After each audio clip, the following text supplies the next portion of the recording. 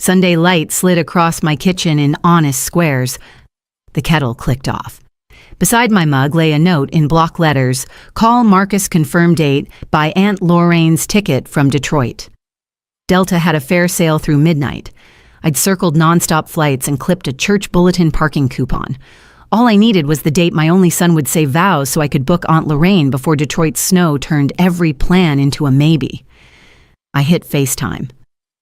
1 pulse, 2, and Tessa filled the screen, camera ready as always, glossed mouth, soft lashes, hair in a low chignon, like a bridal tutorial. Behind her, just out of focus, I caught white on blush a pampas arch, a bouquet on a hotel credenza, a gold script sign that flashed happily ever after before she tilted the phone and hit it. "Hey, Evelyn," she said, voice brewed to gentle. Marcus stepped out for coffee. "That's fine." I answered, bright by habit. "I just need the date so I can book Aunt Lorraine." "If we push into December, oh," Tessa's smile barely moved. "We actually already did it. Yesterday." My hand tightened around the phone. "Did what, sweetheart, the wedding?" She let the word sit. "Oh, we already got married yesterday. Inner circle only." The phrase slipped under my skin like a cold ring put on the wrong finger. Inner circle. If there's an inner, there's an outer. I could feel exactly where I stood. "We wanted to keep it intimate," she added, angling the camera so the arch disappeared. On a closet door behind her, a sweep of white satin caught light. Big weddings get chaotic. Very us. "We'll do something later, maybe a backyard brunch." Southern chic. Where I asked, because logistics is how I make shock behave. "A little place in Buckhead," she said. "Just our inner circle, my parents, my sister, a few friends." She studied my face as if I were the one on camera. "You're not upset, are you? We didn't want to stress you with the bustle." My gaze slid to the chair by the pantry where a garment bag lay draped like a sleeping thing. Navy? I'd picked it for church lighting and outdoor photos. In the hall closet, kitten heels weighted in tissue. On my dresser, pearls sat in a dish I dusted last night. The save the date had never come. I had told myself young people do everything digitally now that there would be a link, a hashtag, a DM I'd missed. "I would have liked to be there when my son took his vows," I said. Not loud, just true. Tessa lifted her hand so the ring sparkled on cue, an oval flirting with the light. "We're sending thank you cards to everyone who matters," she said, still warm, still easy. "You'll see photos. Everyone who matters." She didn't say special people. She didn't have to. Somewhere in the house? The wall clock kept ticking exactly as before, as if language hadn't just drawn a circle around me. "Have Marcus call me when he's back," I said. "I'd like to hear his voice." "Sure thing," she chirped. "We're just running errands. Married life." Her practiced laugh asked me to laugh, yen too. I didn't. "Talk soon, Evelyn." The call ended. The kitchen breathed. I set the phone on the blue gingham placemat and listened to the refrigerator hum.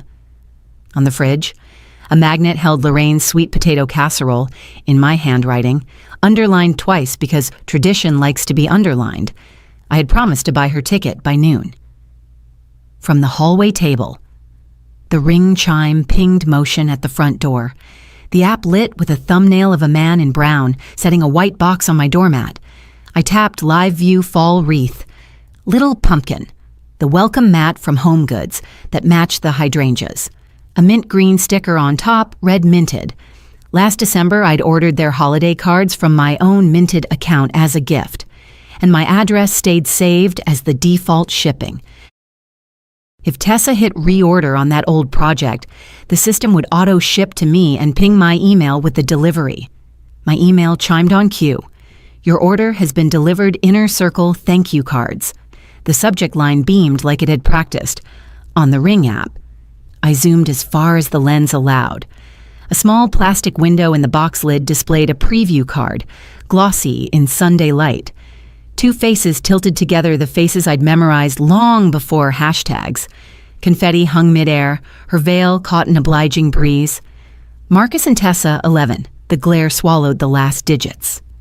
At the bottom, in gold foil that refused to dim, "Thank you for being our inner circle."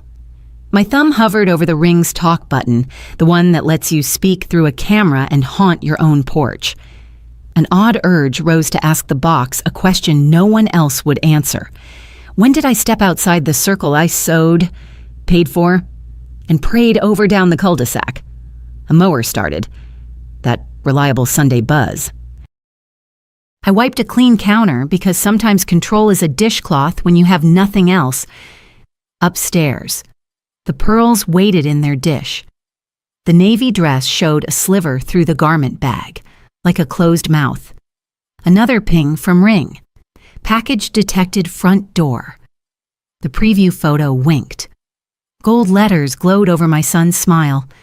I didn't open the door. I didn't touch the box. I stood very still, listening to the house that had heard his first steps, his midnight fevers, his late curfews, as if the drywall itself were holding its breath. Then the app stamped the moment with a label I couldn't swallow, delivered inner circle, thank you cards. The house taught me how to steady myself. After Robert died 8 years ago, it was me, the clock, and the ICU night shift. 12 hours under ringing monitors will train you to drink coffee that tastes like Resolve and to sort chaos into boxes you can carry.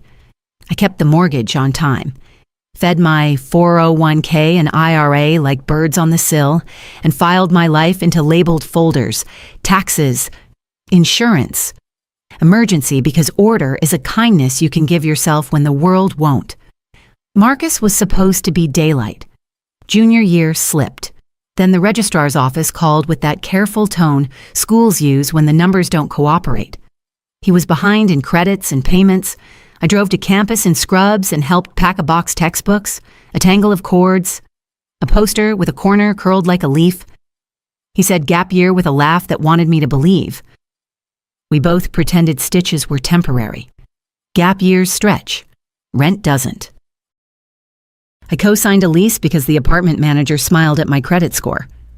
I added him to my auto insurance because the agent said multi-car discount like a blessing. The dentist set up a plan for a cracked molar. My HSA took the hit. I sent startup loans with memo lines that read bridge and just until Friday. Over 4 years, my notebook date, reason, amount built its own story deposits, progressive premiums, 2 months of back taxes for gig work, a busted alternator, a phone bill, a $997 Amazon FBA mastery course, a ring light and mic for a channel he promised to launch by summer, and a small seed for crypto, so I don't miss the wave. When I totaled it twice, then a third time because nurses double-check, the number hovered near $28,000. I wasn't resentful. Keeping him afloat felt like breathing. On July 4th, I still raised our little flag at dawn because Robert loved it, and because tradition is a spine. Kids chalked stars on our cul-de-sac, fireworks stitched sequins across the high school sky. Wednesday nights, I sang alto at church pencil notes in the margins, potluck sign-ups, my peach cobbler gone by the second pass. The HOA never had to send me a grass letter. My mower lines were straight as ruled paper, immaculate. Evelyn. Mrs. Alvarez would call from her azaleas, half compliment, half creed. We met properly over a church rummage table, hands reaching for the same mug. Retired from the postal service and built of practical kindness. Mrs. Alvarez introduced a phrase I didn't want dependent adult kids. "I'm not saying cut him off," she said, voice gentle. "But every cushion we keep laying is one more reason they never learn to land." She told me about a nephew who mistook love for endless bailouts. I thought I was saving him from pain, she whispered, but I was saving him from growth. The words settled inside me like a seed, waiting on rain. Then Marcus brought Tessa for coffee. Polish looked effortless on her nails like pale shells, a blazer that made a t-shirt behave. Her phone lay face up, calendar blocks in sorbet colors. PR for a wedding firm, she said, stirring oat milk into a latte you could see yourself in. We craft stories and control narratives so couples feel seen. She used optics and inner circle, the way nurses use vitals indicators that tell you what's really going on. Guest lists are strategy, she said. Intimacy is a brand choice. I nodded and pretended I understood the part where love needed a brand. She knew how to perform gratitude. She brought flowers when Marcus borrowed my car. She texted articles about micro-weddings. She helped him clean up his socials because work has eyes. She asked about Robert with HR-trained care. Meanwhile, Marcus's dreams floated crypto last year. This one's going to the moon. Mom. A course that promised passive income while you sleep. A Discord full of charts and urgency. Just a small seed, he'd say. I can't miss the wave. I wrote checks and told myself I was investing in a decent young man. Useful can sound like loved if you hum it long enough. Seasons turned in modest ways. Halloween pumpkins collapsed with a sigh. December hung lights from eaves. Valentine's leaned on pink. The HOA sent reminders to Edge I already had. Choir rehearsed Easter anthems. I kept time with my pencil. People at church nodded to me the way you nod to a familiar pew, reliable, polished, kind. Marcus's visits were quick. He pulled in fast, left fast, hugged me politely, smelled like cedar beard oil and stadium beer. We're good, Mom, he'd say. Tessa's voice laughing from speakerphone. I tried to memorize the feel of his cheek because night shift floors teach you that touches go missing. I kept his high school programs in a hall closet box and told myself a nurse would recognize decline. I saw delays. Delays, I believed, could be sprinted through. In my notebook, the last 4 years looked neat. Neat isn't the same as clean. When the total hit about $28,000 equal to a kitchen remodel or a generous vacation, I smoothed the page and put the book away. I told myself I was buying him time. Time is a decent purchase for a mother to make. Tessa's Instagram became a place I peeked at when I missed them. The Beltline with their dog. Latte art like ferns. Sunsets from rooftops I couldn't name. Her captions read like press releases, perfect grammar. A wink of humor. No fingerprints. Once, a story showed her tasting 3 bites on slate labeled Late Summer Citrus, Smoked Sea Salt, Champagne Reduction. I sent a heart and looks delicious. The heart turned gray. Seen. He showed me a wallet app once, green candles climbing a digital hill. Look, he grinned. 12 again with sparklers. The next month he asked to buy the dip. I sent $400 in a casserole. The Sunday the minted box hit my porch. Aunt Lorraine called about flights. I said I was waiting on details. She said Detroit would cooperate if the Lord and Delta did. After we hung up, my choir friend Deirdre DM'd girl. I cried. You look stunning. I blinked. Stunning. I tapped the link she'd shared. Tessa's post opened to a 12-photo carousel married yesterday.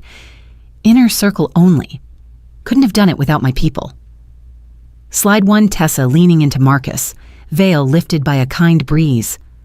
2, her parents flanking them. Her mother's hand flat on Marcus's sleeve like an endorsement. 3 co-workers in champagne. Bridesmaids in sage. 4, father-daughter dance. 5 through 9 toasts. A ring close up. Cake. A coordinator dabbing her cheek like a headline. 10, the team from her firm. All tagged, all glowing. 11, the 2 of them under confetti. 12, a table card that read, Reserved, Family. I watched twice. Names bloomed blue under each frame. Tags to the people in the circle. Not a single photo held me. The Monday after those photos, my phone felt intentionally quiet. I scrolled up to the last voicemail from Marcus, weeks old now, where he'd promised with an easy laugh, Mom, After the wedding, we'll pay you back. We'll square everything. He'd said it over tacos, on my porch at dusk, while borrowing my car after the wedding like a bright horizon where receipts turn into gratitude. Morning came and went. No call. The promise just evaporated. USPS Informed Delivery pinged first those gray scans that show your mail before the truck does. Between a pharmacy circular and coupons, one image snagged me. You're pre-approved for a HELOC, my name, my address, a bank logo stamped big like certainty. Home equity. I hadn't asked anyone for a line against my roof and walls. I zoomed the scan. Fine print chirped about recent interest in tapping your equity. Whose interest by noon, the glossy letter lay on my kitchen table, talking like an old friend. Unlock your home's potential. Streamlined approval. Quick funding. A sidebar estimated a credit line that treated 40 years of payments like a casual number on a screen. A line at the bottom itched. You may have recently inquired about home improvements or debt consolidation. I hadn't. I folded the mailer in thirds, then unfolded it like maybe the words would change if I were gentler. 10 minutes later, my email flashed a subject line that makes decent people sit up straight. Experian alert, new account opened. I fumbled my password, then read a furniture store card. Magnolia Home Furnishings approved yesterday. Limit not small. My full name, my address, for billing. I checked my wallet, though of course it wasn't there. I scrolled again, willing it to be a glitch. It stayed. A nurse's brain goes air. Fax. Plan. I took the next two. I called Experian. Laid out the script of my full name, last four, current and former addresses. The rep's tone shifted into the careful calm reserved for bad weather. We do see a new retail trade line, she said. If you didn't open it, let's place a 1-year fraud alert. Lenders will have to verify you before approving anything new. She offered to transmit the alert to Equifax and TransUnion and told me to pull all 3 reports at Annual Credit Report, COM. If you're not applying for credit soon, she added, consider a credit freeze. It's the gold standard blocks new accounts until you thaw it. I heard my own voice say yes. I called Equifax, then TransUnion, answered security questions in different orders. 3 texts arrived like small life preservers, fraud alert placed. I dialed the number on the furniture alert. The agent's voice smiled through the line. She couldn't disclose purchases, but she could say it was an online application. There's an email on file, does it sound like yours? She read it slowly. It didn't. We'll freeze the account. Flag it for fraud review, she said, giving me a case number. File an identity theft report at Identity Theft. Gov. Most creditors accept that affidavit. Numbers help. I wrote it down. I brewed a pot of coffee that tasted like standing up and drove to my bank, the branch where tellers know my choir nights. The young manager glanced at the HELOC mailer and didn't patronize me. These go broad, she said, but paired with a fraud alert. Let's tighten everything. We changed my online password, set text alerts for every card and debit swipe, added a verbal password so no one could sweet talk balances over the phone, removed an old authorized user I'd forgot was still there, and turned on 2-factor like a deadbolt. Consider a credit freeze with all 3 bureaus, she said. You can lift it for a car loan or mortgage, then snap it back. Also watch for USPS change of address notices. Scammers love rerouting mail. The word rerouting scraped me raw. I left with a stapled handout that looked like a discharge packet and felt just as serious. On the drive home, I argued with myself like 2 old friends. You're raw from the wedding. You're seeing patterns in shadows. Then the quieter voice answered, people show you who they are when it costs them nothing to hide it. A fake card costs someone 30 seconds. Your house cost you a lifetime. At home. I pulled the binder from the utility drawer, the one that holds what I can't afford to lose: birth certificates, Robert's death certificate, the will, deeds, policy numbers, a contact sheet that hasn't lied to me yet. On a fresh page, I wrote timeline and logged Sun wedding photos, minted box, Mon HELOC mailer, Experian alert, calls to all bureaus, Magnolia account frozen, case narcoins, bank passwords, alerts, verbal code. I slid the bank handout into a clear sleeve like I owed myself documentation. Then I did the thing mothers do when the ground shifts. I blamed myself. Maybe I'd been too present, too ready with the casserole and the checkbook. Maybe every gap I rushed to fill taught Marcus the floor would always rise to meet him. Maybe I'd mistaken useful for loved and trained him to hum the same tune. The thought burned because it fit the rhythm of the last 4 years. I froze my credit that afternoon, Experian, Equifax. TransUnion printed the pins and tucked them behind my Social Security card like sterile gauze. Confirmations arrived with tidy check marks. My shoulders dropped a half-inch. I set transaction alerts on everything that could beep. I called USPS to ask about mail holds and change of address attempts. The rep promised a watch flag on my route. I put my social and driver's license back in the small fireproof box where I keep the only photos of Robert that time can't smudge. Dusk pooled in the kitchen. I reheated Sunday's cobbler and ate it standing at the counter, because sugar helps sharp edges go down. I was rinsing the plate when my phone buzzed. Marcus rent's late. Can you just do this month? I stared at the words until a second bubble popped up, bright as a cheer after a fumble. Tessa family helps family. Tuesday, I went back to the bank with a nurse's habit for records and a tote bag for paper. I need printed statements for the last 24 months. I told the manager. Checking and credit. She didn't flinch. 10 minutes later, a heavy stack warmed my hands like a fresh chart. At a side desk, I made columns with a pen date. Payee, memo, amount. Every transfer to Marcus or Tessa got a yellow stripe. Venmo top-ups, Zelabridge. Cashier's checks for rent when the portal glitched. Even the $997 for that course. The running total at the bottom looked like a verdict. Anything else today? The manager asked. Yes, I said. Remove any authorized users, close any subcards, issue a new debit, and change my PIN. She clicked through my profile. An old gas rewards card was still tied to my account for emergencies. We closed it. She flagged a long, dormant travel debit and issued a new card with a new number, then walked me to the ATM so I could set a fresh PIN that wasn't anyone's birthday. We added a second verbal password to my file and turned on transaction alerts for amounts over $20. She printed a confirmation packet and slid it across. I slid it into my binder. From the parking lot, I called Mr. Patel, an elder law attorney. Deirdre's sister had used when her aunt needed protection from a cousin with busy hands. His office lived in a low brick building with crepe myrtles out front and a lobby that smelled like lemon oil and clean paper. He listened without interrupting, the way good clinicians and good lawyers do, then lined up my options like tools on a tray. First, he said, a revocable living trust.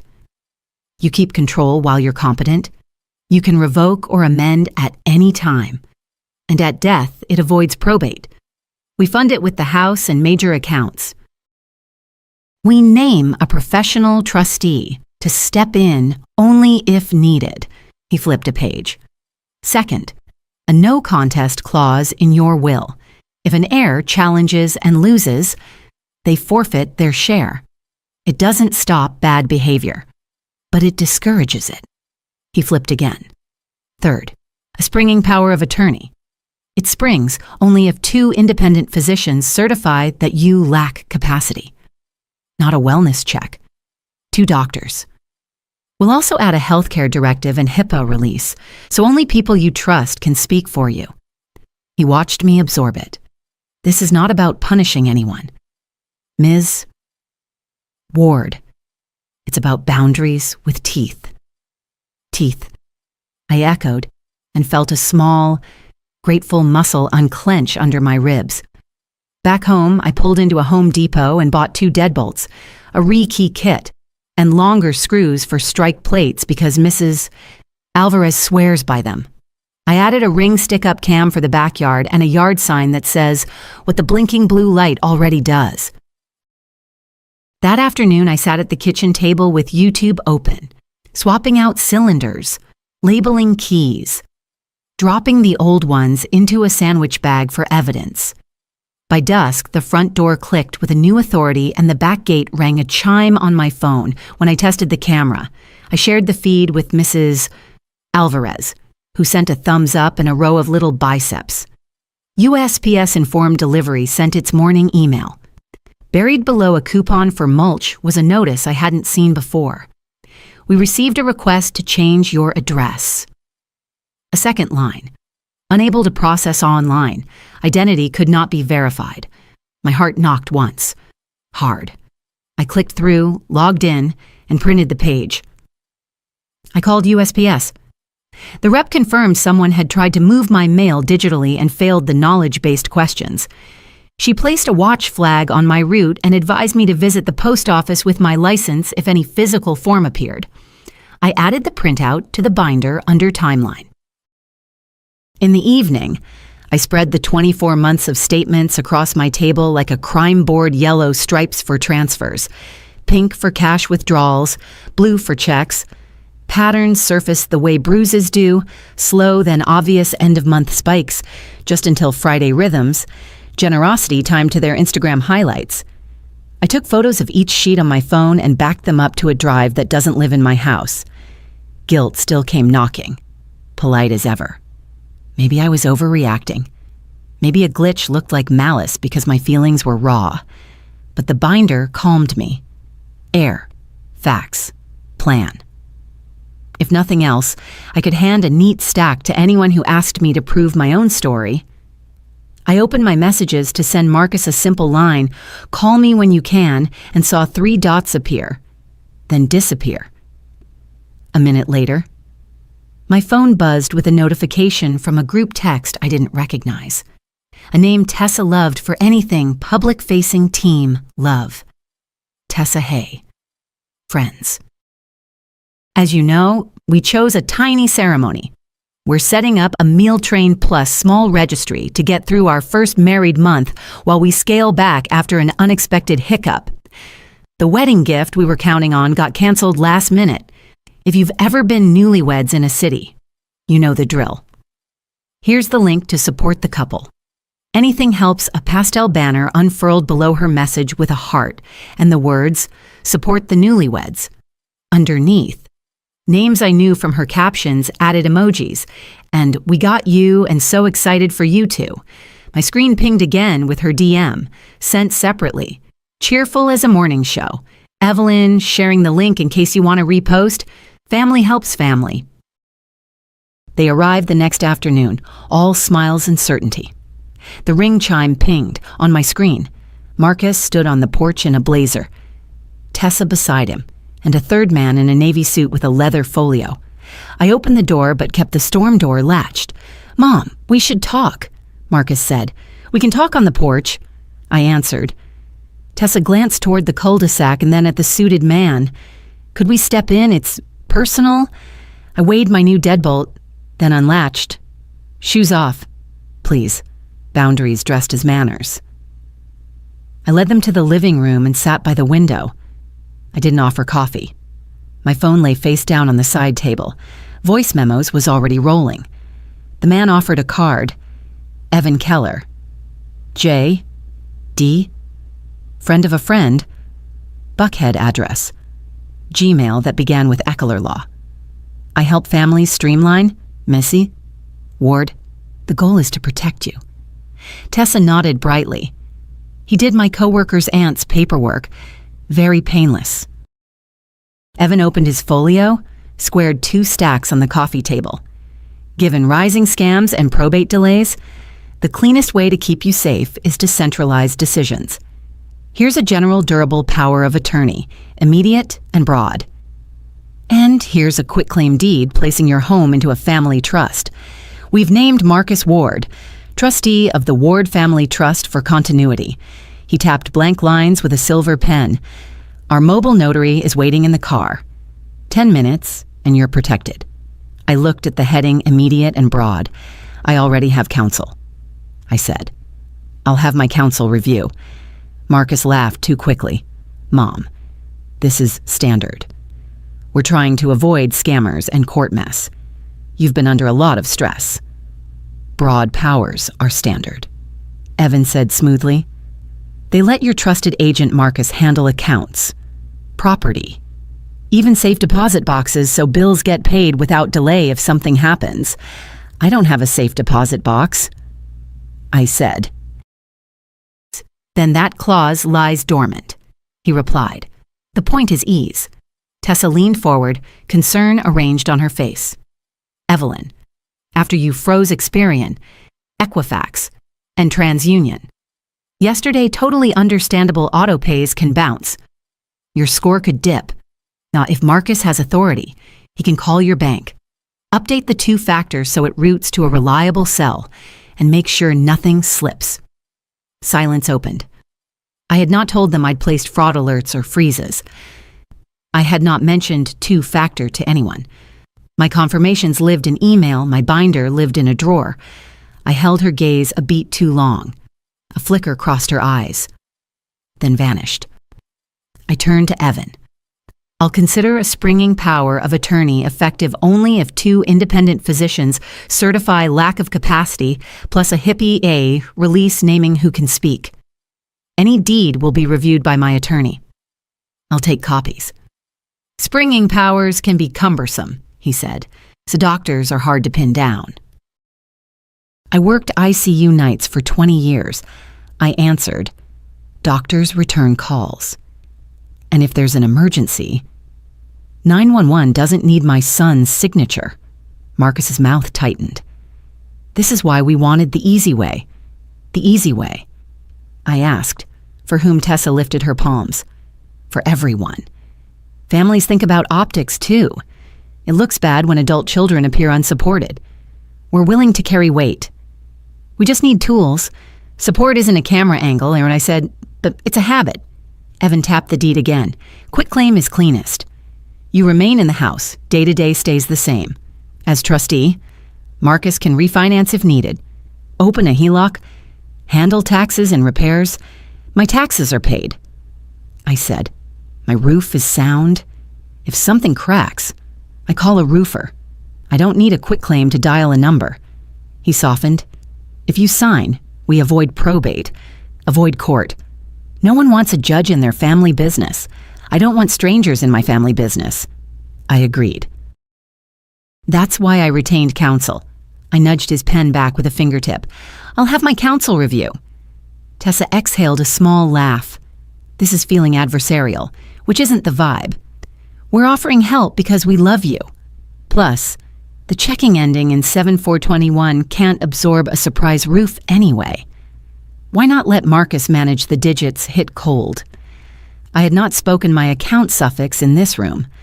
I had changed my debit card yesterday. The new one still sat sealed on the counter. You seem to know my checking, I said lightly. A memory flashed last spring. Marcus borrowed my old iPad to check airline emails and never signed out. My inbox stayed logged in for weeks. If alerts hit that inbox, anyone holding that iPad could see them. She flushed. I mean, generally, most people's Evan read the air and close the folio. Let's regroup. I'll email PDFs. You can forward to your attorney. No pressure? Good, I said, standing. Please don't come unannounced again. Schedule through me. Better yet, through my attorney. Marcus rose, blazer pulling tight. We're trying here, Mom. I see that, I said. So am I. At the door. Tessa turned with a practiced smile. We'll resend the meal train link, she said, as if we'd discussed casseroles, not control. Friends really want to support us since your gift fell through. Good afternoon, I said, and closed the door. I slid the chain and turned the deadbolt I'd installed myself. In the kitchen, I sealed Evan's card in a Ziploc, wrote the date, and added to my timeline wed to 45p Geem. Marcus Paul Tessa, who a friend of friend attorney. Presented General POA Immediate and Quitclaim Deed naming Marcus Trustee. Declined. Tessa referenced account ending 7421. Possible internal breach. I texted Mr. Patel a photo and a summary. Do not sign anything. Get PDFs. Change online password again? New security question? He replied. I did, picking answers so odd even I had to say them twice. Then I walked the perimeter doors, windows, sensors, the new Ring camera watching the backyard gate. The house felt smaller and more mine. Evening settled. I brewed tea, watered the fern, set my choir pencil on the piano like a baton waiting to cue breath. I almost believed the porch would stay quiet now. At 10:41 p.m., my phone buzzed. Backyard motion. Ring. I tapped live view. Gray patio. The camera caught a shoulder and a hand, then the glint of a key at my back door. The knob rattled once, twice.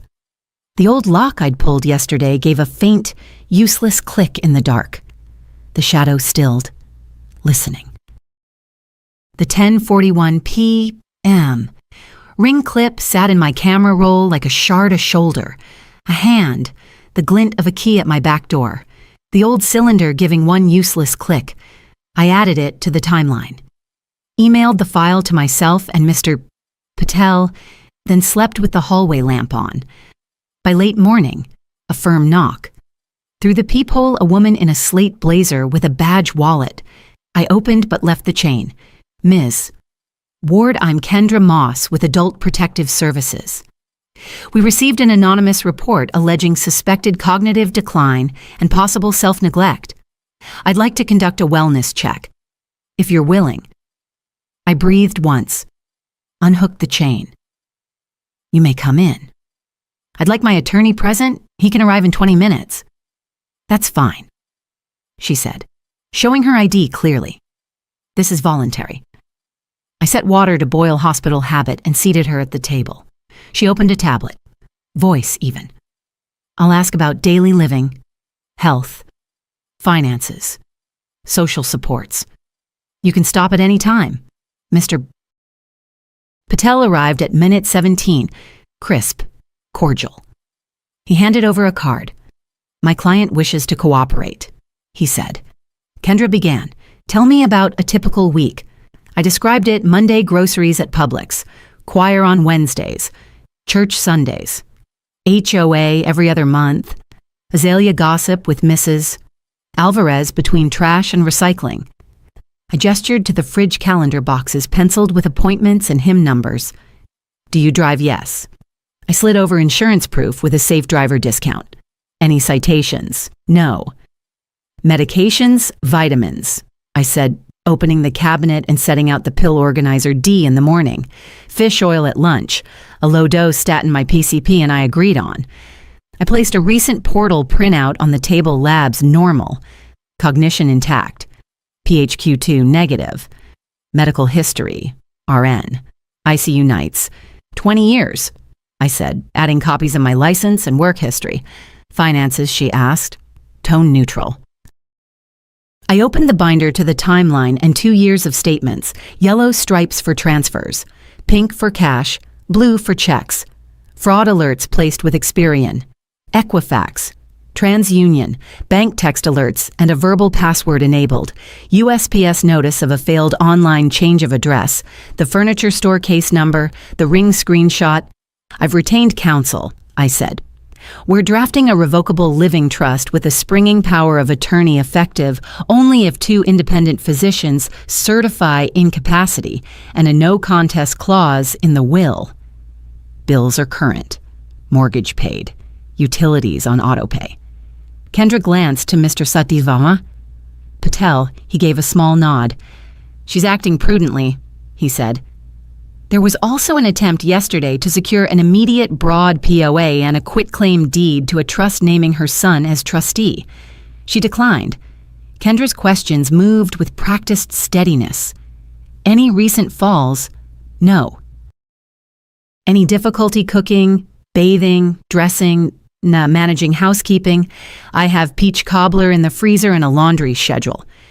I said, letting a small smile land. Do you feel isolated? No, I said. Excluded, recently. That isn't the same. Would you like a collateral contact to speak to your functioning Reverend Brooks? I said, calling him. He arrived in 10, smelling of printed bulletins and coffee.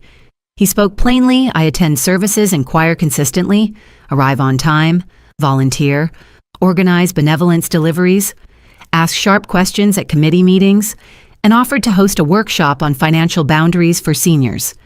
She's clear and dependable, he said. We rely on her. Kendra asked to walk the house. I agreed. She noted clean counters, a stocked fridge, milk unspoiled, greens crisp, folded laundry, bath mats, working smoke detectors, a charged phone, ring bass blinking blue. At the piano, she tapped my choir pencil. Next piece, Easter's early, I said. We're starting The Strife is O'er. Back at the table. She continued. Any threat, coercion, or attempts to obtain your signature on documents you did not understand. Yes, I said, summarizing yesterday's visit from friend of a friend attorney and the mobile notary idling at my curb. I declined and contacted counsel. Any weapons in the home? No. Security cameras. Front and back, I said. I have last night's attempted key video. Please email it, she said, sliding a county address. I can also connect you with a victim advocate regarding no trespass letters or protective orders. If needed, we welcome resources, Mr. Patel said. Kendra closed her tablet. Ms. Ward, based on this interview, your documentation, medical records, and collateral contact, I find no indicators of cognitive decline or self-neglect. I'm closing the intake as no immediate concern. If circumstances change, call me directly. She set her card atop my binder. At the door, she paused. Anonymous reports exist to protect, not to punish. I'm sorry this was used to frighten you. Thank you for coming, I said, because dignity is a muscle you keep in shape. When the house stilled again, I added a line to the timeline APS visit. Kendra Moss. Case closed, no immediate concern. I filed her card behind Mr. Patel's and the Reverend's. I warmed soup, ate at the counter, and told my breathing to return to normal. My phone buzzed on the placemat. Marcus, if you freeze us out, we'll do what we must. 2 days after APS closed the case, my bank's fraud line rang just as I was labeling a new sleeve in the binder. Miss Ward, the caller said. Voice professional, but edged. This is Melissa from First Piedmont's risk team. I'm calling regarding a HELOC application tied to your property that's been suspended. The underwriter flagged a signature mismatch and an irregular notary entry. I didn't apply for a HELOC, I said, letting each word land. That's consistent with what we're seeing, she replied. Our file shows a mobile notary, Tyler Chen, commission expiring 2027, witnessed a signature purporting to be yours last night at 6:32 p.m. The title company kicked it back. Your signature on the security deed doesn't match prior bank records. Also, the notary log is incomplete. My pen was already on the timeline. Bank call. HELOC application suspended. Signature mismatch. Notary Tyler Chen 6:32 p.m. Please don't move this file forward, I said. My attorney will contact you. Understood, Melissa said. We've frozen the application. If you didn't sign, we'll issue a fraud incident number and coordinate with our vendor. I'll email you our secure portal. Mr. Patel answered on the first ring. He listened, then said, We're going to meet the notary. I'll call him and make it formal. An hour later, we sat in a conference room that smelled like copier, toner, and lemon wipes. Tyler Chen walked in, late 20s, neat polo and messenger bag. He set a black, worn notary journal on the table with both hands, like an offering. I'm mortified, he began, before anyone asked. I shouldn't have. He took a breath. For the record, I'm here voluntarily. Mr. Patel nodded. We appreciate your cooperation. Please walk us through your involvement. Mr. Chen. Tyler opened the journal to last night's page. The columns were tidy date, time, document type, signer name, ID type, signature. Thumbprint box left blank, recommended, not required. The entry read 6/32 P. Me, security deed, NC HELOC, signer Evelyn Ward. But under ID type, he'd written, will verify, DL later, and circled it. The signature in the box was a careful script that looked like mine had been traced by a polite stranger. I got a text through a signing platform, Tyler said. Rushed assignment. Title wanted docs returned by 9. The requester said the signer miss. Ward was busy. Would step out to sign, then show ID. But she had to get back to church rehearsal. He winced. That should have been a red flag. Mr. Patel didn't soften. Did you see a government-issued ID? No, Tyler admitted. The woman signed quickly at a kitchen counter. She looked enough like the driver's license scan in the portal, same hair color, similar build, so I let her sign and told the requester I'd verify ID after. I went back at 7:45 like we arranged, but no one answered. The porch light was on. The house looked occupied. The platform pinged me for status, and I said I was still trying to verify. This morning, the title company rejected because the signature didn't match banking records. Then your bank called, and now we're here. He swallowed. I know, I broke procedure. I'm prepared to write an affidavit and notify the Secretary of State. Good. Mr. Patel said, you will swear you did not check ID, that the signer did not present a driver's license, and that you attempted later verification.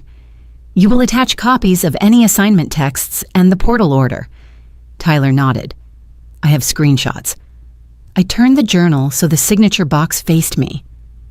My own bank signature card lived in the binder block letters steady from years of charts.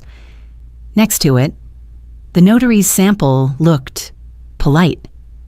The E's were too round. My R has a nurse's haste. I slid both to Mr. Patel. He took a photo with his phone. What time did you say the signing happened? I asked. 6:32 P. Emmy. Tyler said, at your address. I opened the Ring app, scrolled to last night, and pulled up a clip stamped 6:10 Mem. My front porch empty under late light. At 6:15, the camera caught Mrs. Alvarez waving me down the driveway as I pulled out in my choir blouse. I swiped to a second clip Sanctuary live stream saved by D from the church Facebook, the choir risers at 6:30 p.m. My navy sweater a clear square on the alto row. Hymn folders open. I set both screens on the table. I was singing at 6:32, I said. Half the church can testify. Tyler let out a breath he'd been holding. So the person at your kitchen wasn't you. And it wasn't my kitchen, I said. Check the tiles. I zoomed the photo he'd snapped of the signing. A granite pattern I didn't own spread under a neat stack of pages. A farmhouse sink arced in the background. My sink is stainless with a scratch from Robert's Liberty spoon collection. Where did you go, Mr. Patel asked. Tyler bit his lip. The order came through with your name and the last 4 of your SSN masked, but the portal showed an updated address pre-filled as Oak Crest Lane. The porch had a fall wreath. The woman said she'd stepped out from choir. She signed fast at a kitchen counter and told me to verify ID later. That was my mistake. He winced again. It felt plausible. Mr. Patel scribbled a note. There are many fall wreaths. He tapped the journal. Who hired you? Tyler slid over his phone. The order came through SwiftSign Mobile, paid by Sable Title Services on behalf of First Piedmont, lending my bank's vendor. The requester phone number had no name. Mr. Patel took a photo. Send us PDFs of the assignment, texts, and a copy of your journal entry. He said, then file your affidavit. We will forward it to the bank and the Secretary of State with our complaint. Tyler nodded, shoulders slumped. I will. And I'm sorry. Ms. Ward. I know sorry doesn't patch the hole. Do better next time, I said. That will... Outside. The winter light was thin. Inside. Mr. Patel's face was all calculus. We have 2 shields now, he said. Tapping the binder bank underwriter flagged the signature, and a notary willing to confess. Combine that with the ring clips and choir alibi, your capacity and presence are documented. He lowered his voice. But if someone's bold enough to fake a HELOC, they may try the ex parte route next temporary guardianship without notice. We need to be ready before they knock on a judge's door. The papers landed on a Friday emergency petition for temporary guardianship, filed by Marcus Ward and Tessa Hale, alleging I was spending erratically, paranoid with surveillance cameras, and an unsafe driver, complete with a photo of a long-heeled scratch on my bumper posed like a crime scene. Mr. Patel read it once, then again. They went ex parte, he said. But the clerk said a same-day hearing. Due process. We walked past the metal detector into a small probate courtroom smelling faintly of lemon cleaner and nerves. The judge, Hahn. Alicia Harper wore reading glasses low and a gaze that said she'd seen both love and leverage break families. She checked the docket. Ward petition for emergency guardianship. She called. Petitioners present Marcus stood with a new tie. Tessa wore courthouse black like a costume. Their lawyer, a man with a silver watch and an easy baritone, introduced the allegations I was draining accounts on whims. I'd installed multiple cameras out of paranoia, and neighbors had concerns about her judgment behind the wheel. He slid up a printed photo of my medicine cabinet taken when I'd pulled the vitamins out to refill the organizer 3 empty shelves. Neglecting medication, he said. Judge Harper lifted a hand. Counsel, emergency guardianship is an extraordinary remedy that deprives a citizen of liberty and property interests. I'll need actual evidence, and I'll protect Ms. Ward's due process rights while we proceed. Understood, Your Honor. Mr. Patel said, standing. We are prepared. The petitioner's lawyer called Marcus. He told the court I'd changed banking passwords impulsively, refused calls, and canceled agreed gifts, forcing them to fundraise just to eat. He pointed to the driveway scratch like it proved a pattern and referenced the cameras as hypervigilance. On cross, Mr. Patel was gentle and surgical. Mr. Ward, how much money have you requested from your mother in the last 4 years? I don't remember, Marcus said. Would approximately $28,000 refresh you, Mr. Bettend? Patel asked, handing up my color-coded ledger and the bank statements. A murmur rustled behind us. Did you attempt to have Ms. Ward sign an immediate power of attorney and a quitclaim deed to a trust naming you trustee? We were trying to help, Marcus said. Tessa testified next, voice trained, eyes damp. She described erratic behavior, obsession with paperwork, and said I hallucinated threats, holding up a printout of my backdoor ring, still of a shoulder and a key. Anyone could be there. She shrugged. Mr. Patel rose. Ms. Hale, how did you know Ms.? Ward froze credit at Experian, Equifax, and TransUnion within hours of her doing it. Tessa blinked.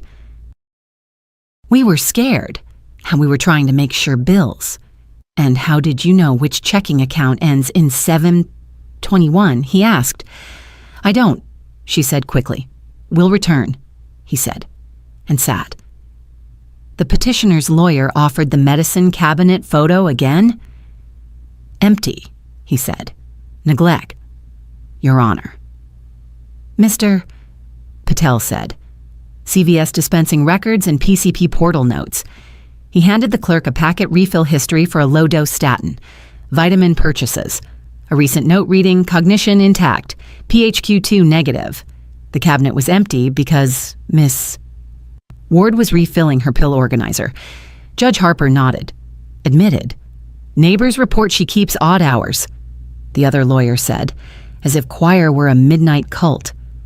Church live stream last Wednesday, 6:30. Mr. Patel countered, cueing a brief clip the choirizers. My navy square steady on the alto row. This aligns with Ms. Ward's schedule and rebuts a notary's claim she signed a HELOC at that exact time. Tessa's lawyer frowned. A what, Mr.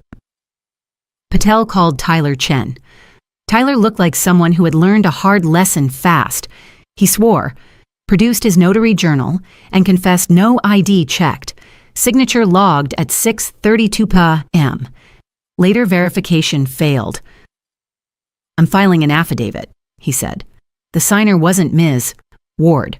USPS informed delivery shows an attempted online change of address that failed identity verification, Mr.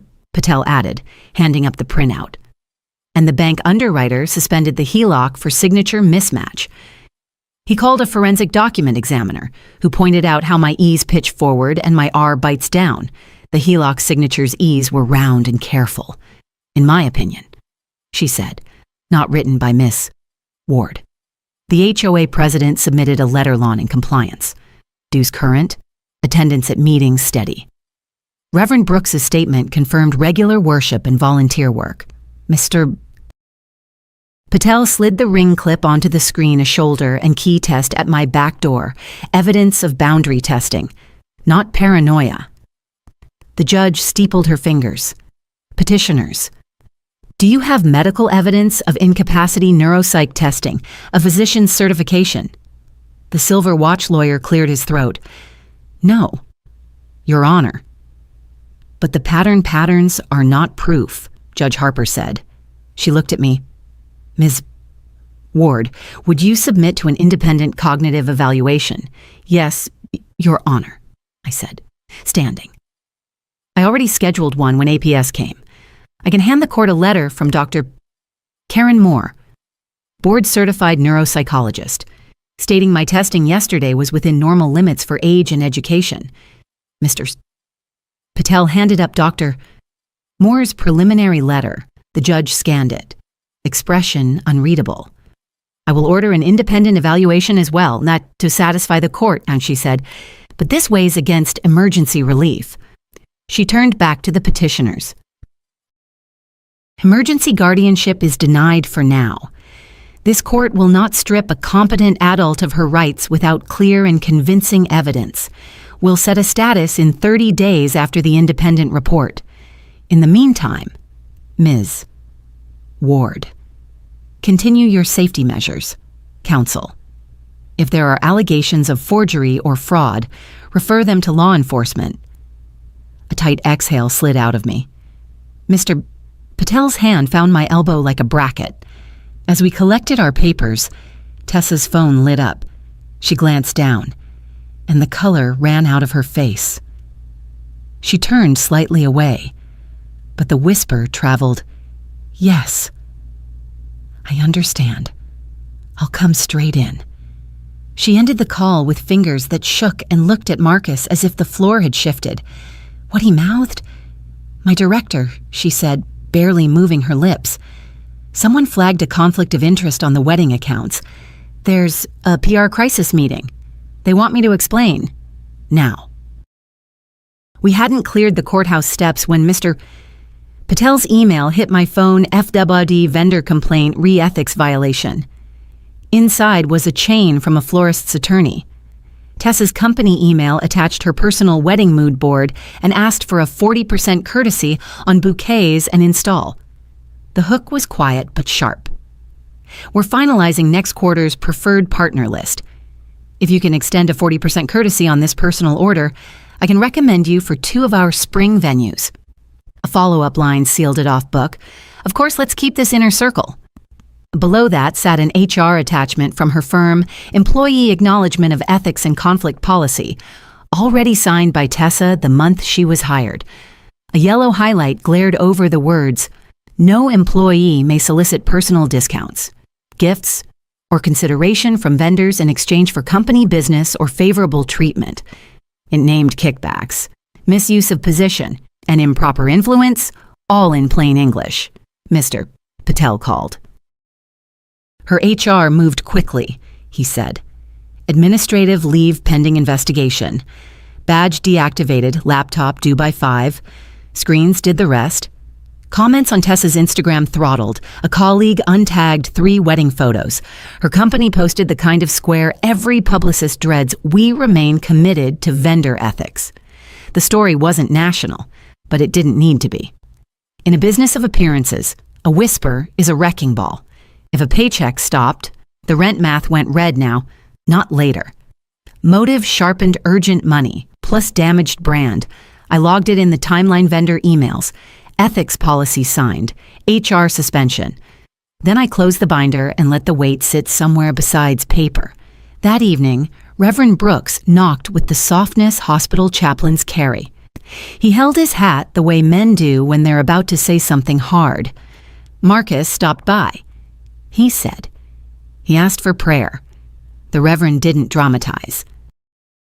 He said my son had dug a hole chasing quick wins and paid courses, had joined communities that promised shortcuts and delivered pressure.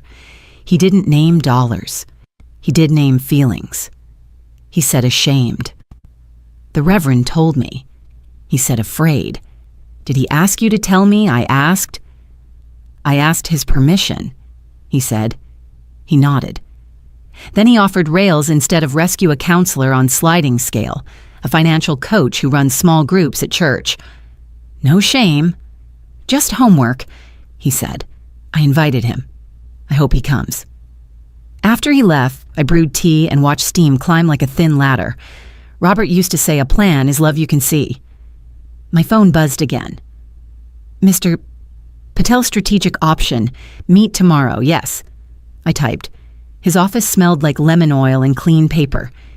He didn't waste time. He set a draft on the table with a quiet title that felt like a blessing. The Quiet Legacy Trust. This is structure, not punishment, he said. We fund it with your house and major accounts. Primary beneficiaries are your causes, scholarships for nurses, the church's benevolence fund, the women's shelter. Marcus isn't erased, he's conditional. Conditional how I asked. 12 consecutive months of verifiable income not sourced from you. Completion of financial counseling, your Reverend's program, qualifies with a letter of attendance. A debt repayment plan executed without your funds. A written apology acknowledging harm and listing safeguards. If he satisfies all that, the trustee releases a modest starter grant, say, $5,000 matching savings he's built on his own. He tapped a line farther down, and a no contest clause. Any challenge, he forfeits. I touched the paper. Who's trustee? A professional fiduciary, he said. Annual review by a CPA. If you want a human compass, we can add a community seat, the Reverend. Perhaps non-voting but advising. Math and mercy at the same table. What if he never meets the conditions I asked? I know. Then your life's work serves the missions you named, he said simply. The record will show you didn't slam a door, you built one with hinges and a key. He chooses whether to turn it. He slid over supporting pieces a pour-over of my accounts. Draft language for a springing POA dovetailed to the trust, and a simple letter to accompany the estate plan, what lawyers call a statement of intent. Courts appreciate clarity, he added. So do sons who are ready to become men. Across town, an HR manager was printing an agenda with Tessa's name on it. I pictured her handing over a laptop, badge light dimming, DMs full of hearts and avoidance. Reputation is a ladder made of thin rungs. You don't know which one will splinter until it does. Mr. Patel checked his watch. There's also messaging, he said. You will not gloat. You will not post. If asked, you say, I love my family and I am well. Generosity remains quiet. Boundaries remain clear. I nodded. It felt like choir posture, shoulders down, breath low, eyes up. I could sing from here. He slid the draft back to me. We can finalize next week. If they run back to court, he said, this trust is your testimony. It shows you chose order over anger. The title looked steadier each time I read it. Quiet Legacy. Rails on a bridge I could finally name. Mr. Patel capped his pen. Shall I proceed, he asked. I didn't pick up the pen yet. I let my finger rest on the paper edge and felt the grain. Send me the full draft, I said. He nodded once. Then let's use this leverage wisely. By Monday, the paper became real. At Mr. Patel's conference table, I signed the revocable living trust that bears my steady signature and a name that still feels like a prayer quiet legacy. We funded it at once, deed transferring my house, primary checking and savings. The brokerage account Robert and I nursed like a slow garden. A no-contest clause sat like a locked gate. Anyone who challenges without cause forfeits what little they might receive. The independent fiduciary, a woman with 30 years in trust services and the calm of a librarian, accepted her appointment. We added an annual review by a CPA and invited one non-voting community advisor seat for Reverend Brooks, so Math and Mercy share the ledger. The beneficiaries read like a map of my heart, a scholarship for Black nursing students at the community college where I precepted, our church's benevolence fund, and the Senior Women's Resource Collective that keeps lights on and refrigerators humming for grandmothers who hold families together. Marcus was not cut out. He was written in conditional 12 consecutive months of verifiable income not sourced from me. Completion of financial counseling, the church program qualifies. A debt repayment plan executed without my money, and a written acknowledgement of harm with the steps he's taken to protect us both. Meet the conditions, and the trustee releases a modest, lawful starter grant, $5,000, matching what he's already saved, fail. And the trust moves its quiet river forward to those missions. No bitterness required. Paper done. I turned to Steele. I placed credit freezes at Experian, Equifax, TransUnion Permanent until I thaw, confirmed my fraud alerts, and filed an identity theft report at Identity Theft, Gov, which walked me through letters and scripts. I took the police report at our precinct case, 25-1047, handed over printouts of the HELOC attempt, Tyler's pending affidavit, the USPS change of address failure, and ring clips. The officer printed me a card with the incident number and said, "Keep every email." He didn't have to ask twice. Mr. Patel drafted and sent cease and desist letters by certified mail. Return receipt requested rent to Marcus and Tessa. No further attempts to impersonate, apply, or sign in my name. No contact except through counsel. Preservation of all texts. Emails when documents litigation hold language in bold. A second set went to Evan Keller, J.D., and the title company that dispatched Tyler with a request for logs and the requester number. Paper moves slower than anger, but it moves. Then I set the part that isn't paper. On Wednesday, our fellowship hall filled with coffee smell and folding chairs. I printed a banner on church cardstock Quiet Legacy Project, free workshop protecting senior finances. The flyer promised plain English and no shame. Mrs. Alvarez passed out handouts like communion, how to freeze credit, how to thaw it for a car loan and snap it back, fraud alerts versus freezes, USPS informed delivery, and why to watch for change of address tricks, what a notary must see ID in hand, in person, what a real power of attorney can and cannot do, why a springing POA protects the well and the wounded, how a revocable trust keeps courts and cousins honest. Kendra Moss from APS came on her lunch break and spoke about the difference between concern and control. Tyler sent a short written statement. I read aloud. I missed a step. It mattered. Here's how to insist your notary does it right. People nodded like that was the sermon they needed. I taught the 2 sentences I wish I'd learned earlier. I don't make decisions same day, and my attorney will review. We practice saying them out loud the way choir practices breath. We showed folks how to set bank text alerts and a verbal password. We wrote a sample timeline for a binder. Dates, times, names, incident numbers because a neat page is armor when fear is loud. I watched faces ease when they realized boundaries can be instructions, not insults. Reverend Brooks closed with a benediction that sounded like permission. God gave you stewardship, he said. Stewardship includes no. He hugged me as people queued for cookies and questions. Rails on the bridge, he whispered. You built them. The next morning, Mr. Patel emailed final copies trust certificate for banks, new deeds for county recording, updated beneficiary designations for the IRA. He reminded me to move small things too, the car title, the safekeeping letter for my little fireproof box, the list of account contacts. I signed where tabs told me to, then walked a stack to my bank. The manager smiled the way people do when a plan shows up dressed. We'll scan this to your profile, she said, adding a note. All inquiries to trustee or counsel.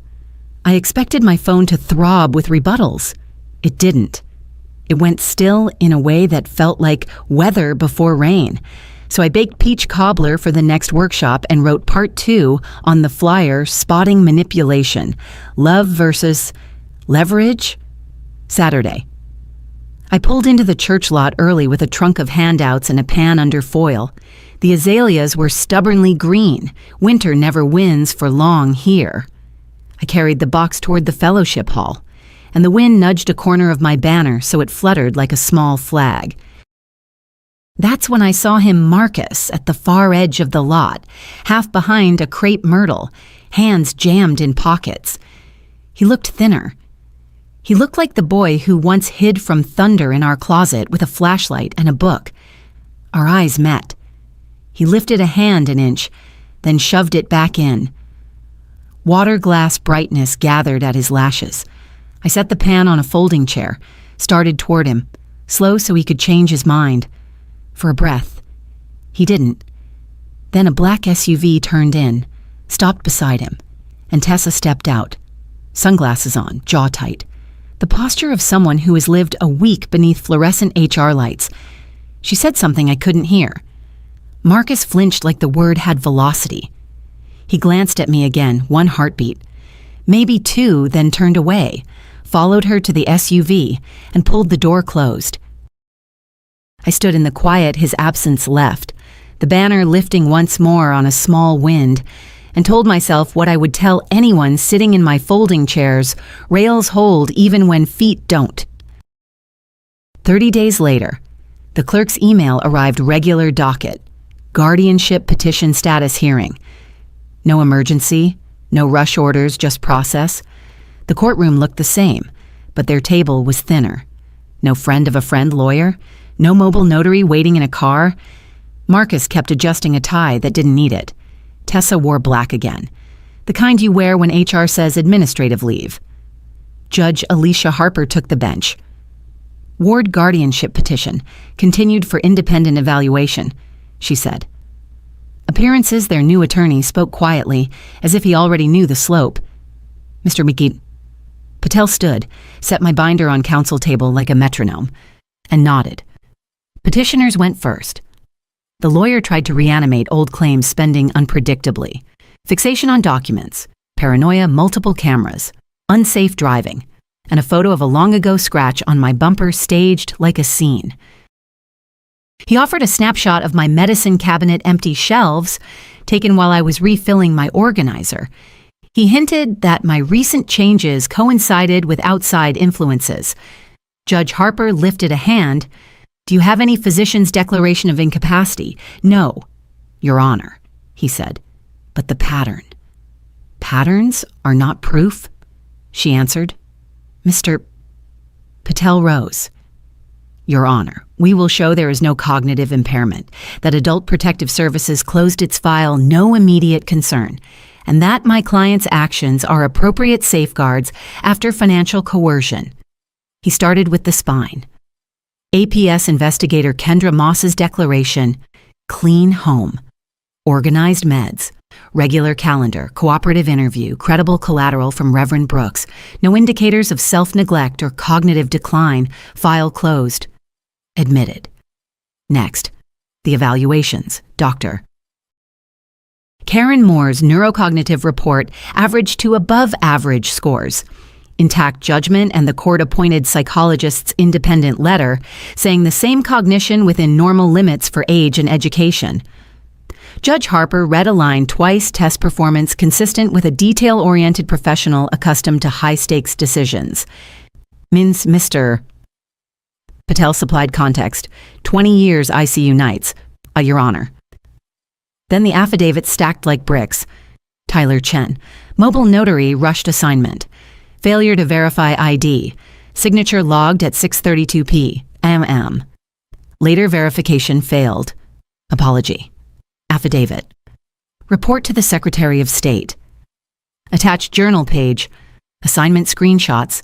The bank's risk officer HELOC application suspended. Signature mismatch.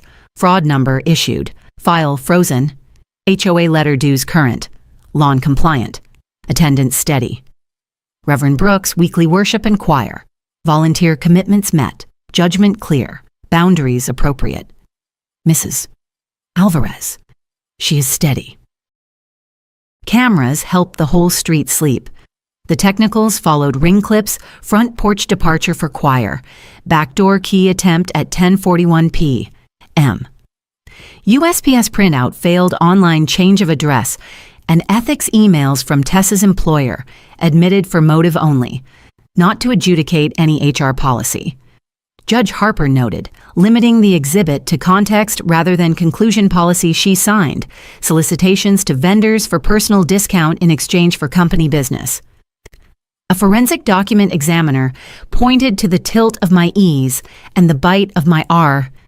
In my opinion, she said, the HELOC signature was not written by Miss Ward. Mr. Patel's close was plain. This is not a confused elder, he said. This is a mother who financed her adult child to the point of harm and then chose healthy boundaries. Petitioners have shown frustration, not incapacity. Judge Harper folded her hands. Emergency relief was denied for lack of evidence. On the full record, that remains true. APS closed its case. 2 evaluations show intact cognition. Petitioners presented no physician certification, no neuropsych data, and no credible proof she cannot manage her affairs. Meanwhile, respondent presented evidence of possible fraud and impersonated HELOC, a failed change of address, and an ethics concern explaining financial pressure. The petition is denied. She wasn't finished. Counsel for respondent will coordinate with law enforcement regarding potential forgery, fraud, or identity theft. Petitioners are admonished do not attempt to obtain powers of attorney or deeds without independent counsel for Missa Ward. Do not appear at her residence uninvited. Any contact goes through counsel. Finally, the court encourages voluntary family counseling through a community provider. Reconciliation, if possible, is built, not demanded. One soft gavel tap, paper rustled. A bailiff cleared his throat. Mr. Patel exhaled and touched my elbow. You're clear, he murmured. Outside. Tessa stepped away to take a call, face set to neutral the way PR people practice. Marcus drifted toward the windows and studied the parking lot like it could answer him. We didn't speak. There are moments you let silence do the work. At home. I shelved the binder. The house felt aligned, not bigger, not smaller, just mine. I warmed soup and texted Mrs. Alvarez. The ring chime blinked its steady blue. I tried to let ordinary settle back in. Near dusk, the mail slot clinked. A plain envelope, my name in ink I recognized from permission slips and job applications. Mom. No return address. Inside, a single sheet of lined paper, torn clean from a spiral. No asks, no numbers. Only sentences that walked like a person trying to stand up straight. Mom. I remember you sleeping in the recliner on snow nights so I wouldn't hear you leave for ICU at 5. I remember you cutting peaches over a bowl so the juice wouldn't waste. You made me return a $10 I found in 6th grade and said integrity is what you do when no one's watching. I haven't been that man. I started counseling today. I'll take the class Rev mentioned. I won't ask you for money. I will send proof when I have it. I don't expect you to trust me fast. I just want you to know I'm trying to be the boy you raised, on purpose this time. Marcus. I stood at the counter, the paper warm from my hands, and let the words take a seat in the room without rearranging the furniture. The boundary stayed where I put it. The door I built had hinges. Somewhere down the street, a mower started and then stopped. The evening held. Spring found me clearing drawers and closing loops. I sold the big SUV Robert loved when gas was $2, signed the title with a steady hand, and drove home in a small hybrid that whispered through stoplights. On Tuesday nights, I carried a tin of brushes to the community center for a beginner watercolor class. The instructor said water remembers the path you give it. My paper bloomed into modest irises and shy blue houses. On Thursdays, I led Money Boundaries 101 in our fellowship hall. Freeze your credit. Thaw it only when you need to. Decline same-day signatures. People came with notebooks and stories and left with checklists and calmer shoulders. In May, the Quiet Legacy Trust issued its first scholarship in Robert's name to a Black nursing student who works nights at the same hospital where I learned to stand. Mrs. Alvarez sat in the front row and raised her hand whenever I rushed. Kendra from APS dropped by twice, saying she wanted to see the outcome that anonymous reports rarely get. Tyler sent an apology note taped to a notarized checklist he now uses for every job ID in hand. Live signature. No exceptions. Reverend Brooks opened and closed each session, reminding us that stewardship sometimes sounds like a quiet, patient no. I did not gloat. When people asked about the hearings, I said the same sentence every time: I love my family and I am well. If anyone pressed, I added, we're using counsel, and we're letting time do some of the work. That was true.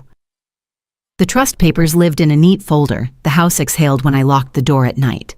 The boundary stayed where I put it. As for Marcus, I chose policy over speeches.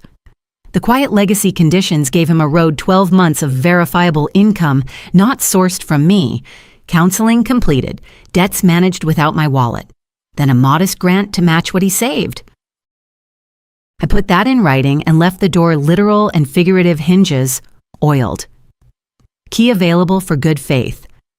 When he texted updates from counseling, I wrote back 3 words: thank you, continue, and then sent them to the trustee so the proof lived. In watercolor. My skies finally learned to leave white for light. I painted Tybee Island from a photo the instructor passed around a pier like a sentence. Gulls who didn't care about human paperwork.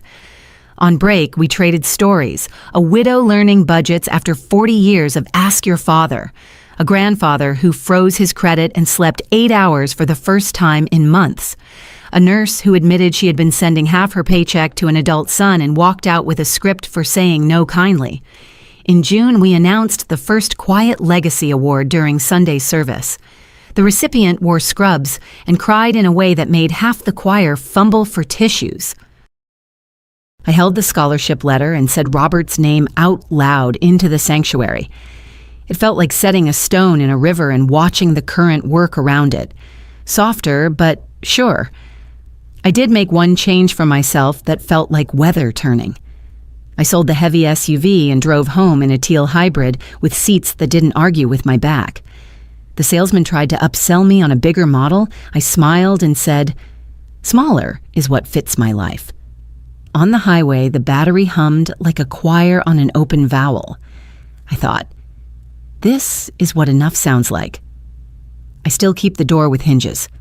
I told Marcus, once outside the sanctuary, that I would not rewrite the trust for tears or holidays, but the path remains open. Show your year. Keep your receipts, keep your appointments, send the counselor's note. We hugged in the parking lot like people who remember the same backyard. We talked about his favorite fourth-grade teacher and how she taught him to draw Georgia from memory. The postcard arrived on a Wednesday, wedged between a grocery flyer and the light bill. Tybee Island on the front, low tide, a pier, sky the color of a forgiven bruise. On the back, 3 words in block letters. We're expecting? No signature? Just a small hand-drawn heart and a single initial M. I stood at the counter and flipped it twice. Maybe it was my son. Maybe the heart was an apology shaped like a promise. I set the card in the bowl with my keys and let it sit without deciding what it meant. Stories don't end. They look for readers to finish the last line. If you were Evelyn, what would you do with that postcard? Hold the boundary and keep your peace, or open the door with conditions and let time make its case.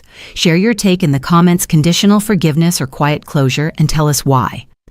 If this journey resonated, tap subscribe and pass the workshop wisdom to someone who needs rails on their bridge. Your voice helps other women write safer, stronger chapters. We're listening gently, wisely, together. Your turn. If you were Evelyn, would you keep the boundary or open the door with conditions? Tell me why in the comments. Your perspective may help another woman tonight. If this story stirred something, tap like and share it with a friend who needs strength.